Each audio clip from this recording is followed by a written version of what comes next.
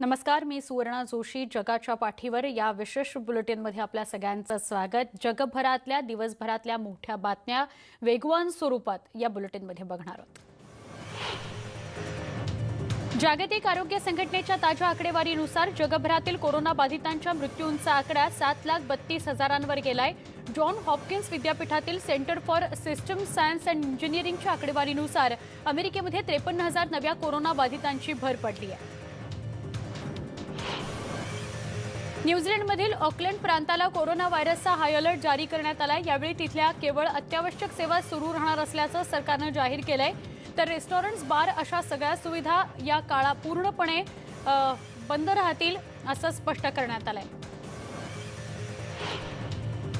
न्यूझीलंडमध्ये गेल्या काही दिवसांपासून कोरोना व्हायरसच्या प्रादुर्भावामध्ये मोठ्या प्रमाणात वाढ होत असल्यानं ऑकलंड पुन्हा एकदा लॉकडाऊन होणार आहे. दरम्यान पंतप्रधानांनी देशातील सगळ्या नागरिकांना मास्क वापरण्याबाबत आवाहन केलंय. पंतप्रधान जॅकिंडा आर्डर्न यांनी म्हटलंय की देशातील 5 दशलक्ष लोकांनी मास्क वापरल्यास कोरोनाचा प्रादुर्भाव काही अंशी कमी व्हायला मदत होणार आहे. कोरोना व्हायरसवर लस येण्याआधी आणखी काही महिने लागणार असल्याचं जगभरात बोललं जात आहे. तर सध्या कोरोनावरील प्रतिबंधात्मक लस तयार करणं अधिक गरजेचं असल्याचं काही जणांचं मत आहे. कारण अँटीबॉडीज लसच्या आधारे कोरोनाची लागण होण्यापासून नागरिकांना बचाव करणं अधिक शक्य होणार आहे. कोरोना व्हायरसच्या प्रादुर्भावावर रशियानं जगातील पहिली लस नोंदवली आहे असं रशियाचे अध्यक्ष व्लादिमीर पुतिन यांनी सांगितलं. तर येत्या काही दिवसात रशियामध्ये मोठ्या प्रमाणात या लसीचं उत्पादन सुरू करणार असल्याचंही त्यांनी नमूद केलं. या देशातील ज्या नागरिकांनी ही लस टोचून घ्यायची असेल त्यांच्यासाठी ती लवकरच उपलब्ध होणार असल्याचंही त्यांनी स्पष्ट केलं. ऑस्ट्रेलियामध्ये अजूनही कोरोनाची तीव्रता कमी होताना दिसत नाही. बुधवारी ऑस्ट्रेलियातील व्हिक्टोरिया भागात 21 जणांचा कोरोनानं मृत्यू झाला. तर 410 नव्या कोरोना बाधितांची भर पडली आहे. तर मृत्यू झालेल्यांपैकी 16 जण हे वृद्ध असल्याचं निरीक्षण तिथल्या प्रशासनानं नोंदवलं आहे. यूकेच्या चान्सलर ऋषी सुनक यांनी कोरोना व्हायरसच्या काळामध्ये अनेकांचे जॉब गेल्याचं सांगत हा काळ आपल्या संपूर्ण जगाकरताच अत्यंत कठीण आहे असं म्हटलंय. लॉकडाऊनमुळे कोरोनाच्या प्रादुर्भावामध्ये काहीसा खंड पडला असला तरीही त्याचा प्रसार हा दुसऱ्या तिमाहीमध्ये सुमारे 20.4% इतका असल्याचं त्या म्हणाल्या. चीनच्या कस्टम अधिकाऱ्यांनी चीनच्या व्यापाराच्या स्थिरतेला प्रोत्साहन देत असल्याचं स्पष्ट केलं. सध्याची कोरोनाची परिस्थिती पाहता इतर देशांमधून येणाऱ्या मालावर बंधनं घालून चीनच्या अंतर्गत व्यापाराला अधिक प्रोत्साहन देण्याचं ठरवण्यात आलं. चीनमध्ये नियमित व्याप्ती प्रतिबंध, नियंत्रण आणि परदेशी व्यापार, परकीय गुंतवणूक स्थिर करण्याकरता प्रयत्न करणं हे आता चीन सरकारचं उद्दिष्ट आहे. कोरोना व्हायरसच्या प्रादुर्भावामुळे लाईव्ह परफॉर्म करणाऱ्या इंडस्ट्रीला मोठा फटका बसला. याकरता यूकेमध्ये कलाकारांनी एकत्र येत लाईट लावले होते. ब्रिजवर आणि रस्त्यांवर अनेक ठिकाणी लाल रंगाचे लाईट्स लावले गेले आणि त्याने रोषणाई केली गेली. तर जमलेल्या लोकांनी आपल्या मोबाईलमध्ये लाल रंगाचे लाईट्स लावले होते. कोरोना व्हायरसच्या प्रादुर्भावाच्या आधी अमेरिकेतील काही लायब्ररींमध्ये परदेशी आणि स्थलांतरित नागरिकांना अमेरिकेच्या नागरिकत्वाबाबत माहिती देण्यात येत होती. सोबतच त्यांना तिच्या नागरिकत्वाबाबत शिक्षणही दिलं जात होतं. पण सध्या ते सगळंच ठप्प झालंय. सध्याच्या कोरोनाच्या पार्श्वभूमीवर आता या नागरिकत्वाबाबत अनेक प्रश्न निर्माण झालेत. कोरोनाच्या आधी ज्यांना अमेरिकेचं नागरिकत्व मिळालं ते नागरिक सध्या सुरक्षित असल्याचं म्हटलं जात आहे. मात्र इथल्या इतर स्थलांतरित नागरिकांच्या मनात अजूनही भीती कायम आहे. चीनी अथॉरिटीनं बुधवारी कोरोना व्हायरसचा अहवाल दिला, ज्यामध्ये 25 नव्या कोरोना बाधितांची भर पडल्याचं त्यांनी सांगितलं. यात 16 कोरोना बाधित बाहेरून आले आहेत, तर 9 कोरोना बाधित हे स्थानिक आहेत. दरम्यान शांघायमध्ये बाहेरून आलेल्या एकाला कोरोनाची बाधा झाली किंवा लागण झाल्याचं समोर आलंय. मंगळवारपर्यंत एकूण 58 कोरोना बाधित कोरोनामुक्त होऊन घरी गेले आहेत अशी नोंद आहे. अमेरिकेमध्ये नव्या 53,000 कोरोना बाधितांची कालपर्यंत नोंद झाली आहे. त्यामुळे कोरोना रुग्णांची एकूण संख्या 51 लाख 38,850 इतकी झाली आहे. आकडेवारी जॉन हॉपकिन्स विद्यापीठाची कालपर्यंतची आकडेवारी आहे. तर आजचा आकडा साधारणपणे 54 लाखाच्या जवळपास गेलाय असं समोर येत आहे. दिवसेंदिवस कोरोना बाधितांची वाढती संख्या अमेरिकेची डोकेदुखी ठरते आहे. बेल्जियमच्या किनारपट्टीवर जाणाऱ्या पर्यटकांना किनाऱ्यावर जाण्यासाठी बंदी घालण्यात आली आहे. मात्र किनाऱ्यावर जाणाऱ्या नागरिकांना त्यांच्या अधिकारापासून वंचित ठेवू नका असं म्हणत तिथल्या काही राजकीय नेत्यांनी नागरिकांना पाठिंबा दर्शवला. सध्या बेल्जियममध्ये हीट वेव्ह सुरू आहे, त्यामुळे तिथल्या नागरिकांना हा पाठिंबा दिल्याचं त्यांनी म्हटलंय. चीन आणि अमेरिकेदरम्यान एकीकडे तणाव वाढताना दिसत असला तरी दुसरीकडे चीनमधल्या बीजिंगमध्ये पहिलं अमेरिकन शॅक सुरू झालंय. या शॅकमध्ये जाऊन बर्गरची खरेदी करण्यासाठी आणि तिथल्या अमेरिकन खाद्यपदार्थांवर ताव मारण्यासाठी अनेक चीनी नागरिक रांगांमध्ये उभे असलेले पाहायला मिळाले. न्यूयॉर्कच्या बर्गर ब्रँडनं हे रेस्टॉरंट सुरू केलंय. सकाळी सकाळी सुमारे 200 खाद्यप्रेमी इथे उपस्थित होते.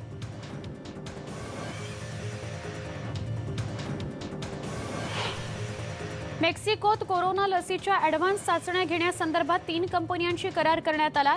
मेक्सिकोचे परराष्ट्र मंत्रालयाचे सेक्रेटरी मार्कोलो इब्राळ यांनी मंगळवारी ही माहिती दिली आहे. गेल्या 4 महिन्यांपासून मेक्सिकोतील म्युझियो सोमुया हे म्युझियम बंद होतं. आता ते 30% नागरिकांकरता खुलं करण्यात आलेलं आहे. हे म्युझियम सुरू झाल्यानंतर लॉरा तबल या हे विद्यापीठमधील विद्यार्थी त्याला भेट देणार आहेत. आतापर्यंत मेक्सिकोतील 80,000 नागरिकांना संसर्ग झाला असून 9,400 जणांचा कोरोनामुळे बळी गेलाय. ब्रिटनचे पंतप्रधान बोरिस जॉन्सन यांनी शाळा सुरू करण्यासंदर्भात वक्तव्य केलंय. सप्टेंबरमध्ये शाळा सुरू करण्यास काहीच हरकत नसल्याचं त्यांनी यावेळी स्पष्ट केलं. अमेरिकेचे राष्ट्राध्यक्ष डोनाल्ड ट्रम्प यांनी कोरोना संसर्गाची परिस्थिती असतानाही महाविद्यालयीन फुटबॉल स्पर्धेला प्रोत्साहित केलं आहे. गेल्या 4 महिन्यांपासून अमेरिकेतील सगळ्याच महाविद्यालयांमध्ये फुटबॉल स्पर्धा बंद होत्या. पुन्हा एकदा या स्पर्धा सुरू होणार आहेत. कोरोनाचा परिणाम महाविद्यालयाच्या फुटबॉल हंगामावर झालाय. इथले 2 सामने रद्द झालेत. अमेरिकेतील कोरोना रुग्णांच्या संख्येत वाढ होतीये. स्पाइक्सनं NCAA बास्केटबॉल स्पर्धा रद्द करण्यात आली आहे. महाविद्यालयीन फुटबॉल संघातर्फे 40% संघांवर कोरोनाचं संकट आहे. अमेरिकेचे राष्ट्राध्यक्ष डोनाल्ड ट्रम्प यांनी स्पॅनिश फ्लूच्या संदर्भात मत मांडलंय. स्पॅनिश फ्लूनंच कदाचित दुसरं महायुद्ध संपवलं होतं असं ते म्हणाले.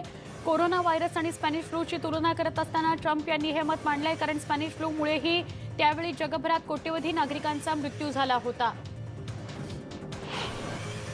दक्षिण आफ्रिकेमध्ये सध्या कोरोनाच्या सोबतच HIV औषधांचा तुटवडा निर्माण झाल्यानं तिथले रुग्ण घाबरून गेलेत. एकीकडे कोरोनाचा प्रादुर्भाव असताना दुसरीकडे इतर आजारांवरील औषधं मिळणं बंद झालंय.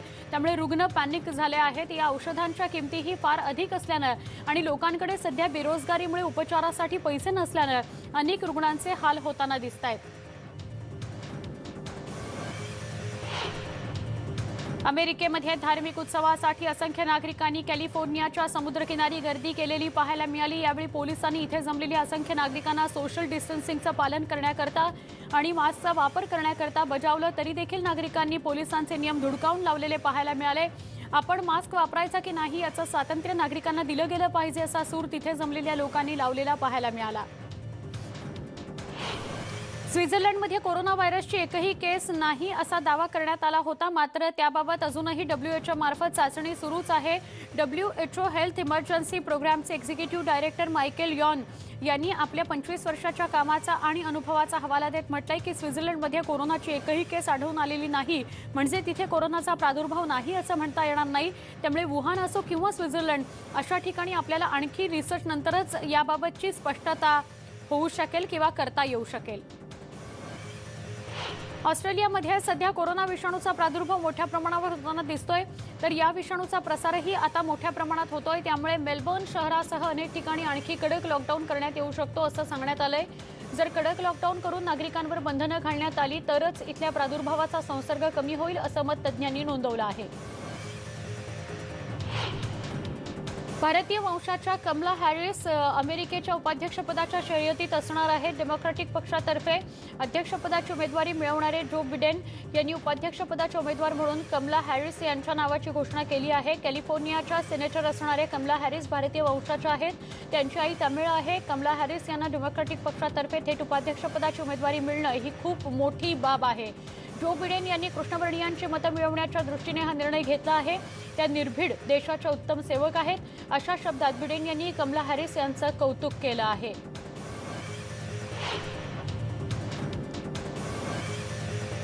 फॉक्स न्यूज चॅनलच्या हॅनिटीवर अमेरिकेचे राष्ट्राध्यक्ष डोनाल्ड ट्रम्प यांची फोनद्वारे मुलाखत घेण्यात आली. यावेळी त्यांनी डेमोक्रॅटिक पार्टीच्या कमला हॅरिस यांच्यावर टीकास्त्र डागलं. यावेळी हॅरिस यांच्या कार्यकुशलतेबाबतही ट्रम्प यांनी सवाल उपस्थित केले, तर त्यांना कार्याचा केवळ 2% अनुभव आहे असंही ट्रम्प म्हणाले. Global women's development and prosperity मोहिमेकरता ट्रम्प प्रशासन $122 मिलियन देणार असल्याची माहिती इवांका ट्रम्प यांनी दिली. महिलांच्या आर्थिक सबलीकरणाकरता ही मोहीम राबवली जाणार आहे. सध्या सुरू असलेल्या कोरोना महासाथीमुळे महिलांचे मोठे हाल झाले आहेत. त्यामुळे ट्रम्प प्रशासनानं वॉलमार्ट, मायक्रोसॉफ्ट, मास्टरकार्ड यांच्यासह व्यावसायिक भागीदारी करत 2025 पर्यंत कोट्यवधी महिलांपर्यंत पोहोचण्याचं उद्दिष्ट ठेवलं असल्याचं इवांका म्हणाली. अमेरिकेचे आरोग्य आणि मानव सेवा सचिव अलेक्स अझर यांनी बुधवारी तैवानचे राष्ट्रपती ली तेंग हुई यांना श्रद्धांजली वाहिली. ली यांचं 30 जुलै रोजी वयाच्या 97व्या वर्षी तायपेई इथं निधन झालं. त्यांनी 1988 ते 2000 या दरम्यान प्रेसिडेंट म्हणून कार्यभार सांभाळला होता. अलेक्स यांनी गेस्ट हाऊसमध्ये ली यांच्या स्मृतींना पुष्पचक्र अर्पण करून त्यांच्या आठवणींना उजाळा देत एक संदेशही लिहिला. अमेरिकेचे आरोग्य आणि मानव सेवा सचिव अलेक्स अझर यांनी बुधवारी तायपेई इथल्या मास्कच्या कारखान्याला भेट दिली आणि नवीन कोरोना व्हायरसशी लढताना देशाच्या जागतिक सहकार्यानं केलेल्या कार्याबद्दल त्यांचं अभिनंदन केलं. हाँगकाँग पोलिसांनी तरुण कार्यकर्त्या ॲग्नेस चाऊ यांची काल रात्री जामिनावर सुटका केली. बीजिंगनं लादलेल्या नवीन राष्ट्रीय सुरक्षा कायद्याप्रकरणी सोमवारी हाँगकाँग पोलिसांनी अटक केलेल्या 10 जणांपैकी चाऊ या एक होत्या. यावेळी राजकीय दबावांना बळी पडल्यानं पत्रकारांचा केलेला छळ हा अत्यंत निंदनीय असल्याचं चाऊ म्हणाल्या. जपानमधल्या हिरोशिमा आणि नागासाकीमध्ये झालेल्या अणुबॉम्बच्या हल्ल्याबाबत जपान सरकारनं कोर्टात अपील करण्याचा निर्णय घेतला. या ब्लॅक रेनला बळी पडलेल्या नागरिकांसाठी जपान सरकार सध्या पुढाकार घेताना दिसतंय. याचा फायदा हल्ल्यामध्ये बळी पडलेल्या नागरिकांना आरोग्य सुविधा घेण्याकरता होणार आहे. मागील आठवड्यामध्ये लेबनॉनची राजधानी बैरूतमधील बंदरात झालेल्या स्फोटामुळे जगभरात खळबळ उडाली होती. या घटनेनंतर बैरूतमध्ये मोठ्या प्रमाणावर नागरिकांमध्ये रोष व्यक्त केला जातो. या घटनेत 160 जणांचा मृत्यू झाला होता तर 6000 लोक जखमी झालेली आहेत. या घटनेनंतर जवळपास एका आठवड्यानंतर बंदर भागात पीडितांना श्रद्धांजली देण्याकरता एक स्मारक उभारण्यात आलं असून स्थानिक नागरिक स्मारकाजवळ जमले होते. तर सेंट जॉर्ज मोरोनाईट चर्चची घंटाही वाजवण्यात आली. तसंच मोहम्मद अल अमीन मशिदीमध्ये नागरिकांनी नमाजही अदा केला. लेबनॉनमधील बैरूत इथं झालेल्या स्फोटामुळे यूएनच्या अन्न पुरवठा प्रमुखांनी सांगितलंय की 17.5 हजार मेट्रिक टन गव्हाचं पीठ लेबनॉनला पाठवण्यात आलं आहे. वर्ल्ड फूड प्रोग्रामचे कार्यकारी संचालक डेव्हिड बिस्ले यांनी बैरूत इथं बोलताना सांगितले की या भीषण स्फोटानंतर एका आठवड्यातच किमान 171 लोक ठार झाली असून हजारो जण जखमी झालेले आहेत. त्यामुळे देशही राजकीय संकटात सापडला आहे, बुडला आहे. बैरूतवर आलेल्या संकटावर मात करण्यासाठी लवकरच यश येईल. तसंच त्यांची प्रत्येक टीम देशात अन्न मिळवण्याकरता सर्व पर्याय शोधत असल्याची माहिती बिस्ले यांनी दिली आहे. चीनच्या हेबेई प्रांतामध्ये बुधवारी सकाळी मुसळधार पाऊस पडला. हांदन या ठिकाणी काही तासात 100 मिलीमीटरपेक्षा जास्त पावसाची नोंद झाली. मुसळधार पाऊस पडल्यानं स्थानिक पूर नियंत्रण आणि दुष्काळ निवारण मुख्यालयानं नागरिकांना सतर्कतेचा इशारा दिला. ट्रॅफिक पोलीस आणि शहरी व्यवस्थापन ब्युरोनं आपत्कालीन प्रतिसाद योजना कार्यान्वित केली आणि पावसाचं पाणी सोडण्याकरता ड्रेनेज व्यवस्था अधिक सक्षम करण्यावर भर दिला. अमेरिकेमध्ये एक तरुणी तिनं पाळलेल्या एका बकरीला पॅडल बोर्डिंग शिकवते आहे. अलिसा केली असं या तरुणीचं नाव आहे. हायकिंग आणि कार रायडिंग सोबतच आता पॅडल बोर्डिंग हा सुद्धा या बकरीच्या ट्रेनिंगमधलाच एक भाग आहे असं अलिसा म्हणते. टिकटॉकमुळे अमेरिकेच्या राष्ट्रीय सुरक्षेला धोका पोहोचू शकतो. त्यामुळे अमेरिकेत टिकटॉकवर बंदी घालण्यात आली आहे. टिकटॉकच्या माध्यमातून प्रसिद्ध झालेल्या टिकटॉक स्टार्सनी याबद्दल नाराजी व्यक्त केली. गॅसच्या स्फोटामुळे बाल्टिमोरमध्ये काही घरांचं नुकसान झालं. या स्फोटामुळे मृत्यू झालेल्या दुसऱ्या व्यक्तीचा मृतदेह बाहेर काढण्यात आला असल्याची माहिती बाल्टिमोरच्या अग्निशमन दलाकडून देण्यात आली. यामुळे मृतांचा आकडा 2 वर गेला आहे. या स्फोटातल्या पीडितांना हॉस्पिटलमध्ये दाखल करण्यात आलंय. यातल्या 5 जणांची प्रकृती गंभीर आहे. अमेरिकेचे परराष्ट्र मंत्री माईक पोम्पिओ यांनी झेक रिपब्लिकच्या दौऱ्यावर ते आहेत आणि मध्य आणि पूर्व युरोपाच्या 4 देशांचा ते दौरा करतायत.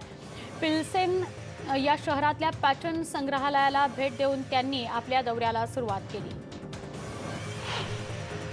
बिडेन यांनी कॅलिफोर्निया सेन यांची निवड केली आहे. कमला हॅरिस यांची निवड करण्यात आली. ही शर्यत रंगतदार होणार असल्याचं इथल्या तज्ज्ञांनी म्हटलं आहे.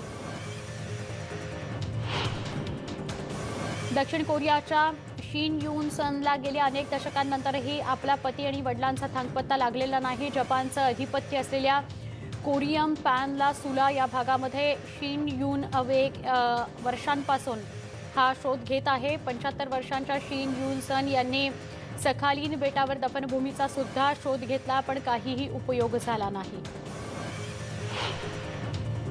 जगाच्या पाठीवर या विशेष बुलेटिनमध्ये इथे एक छोटासा ब्रेक. लगेच भेटणार आहोत. पहा फक्त न्यूज 18 लोकमत.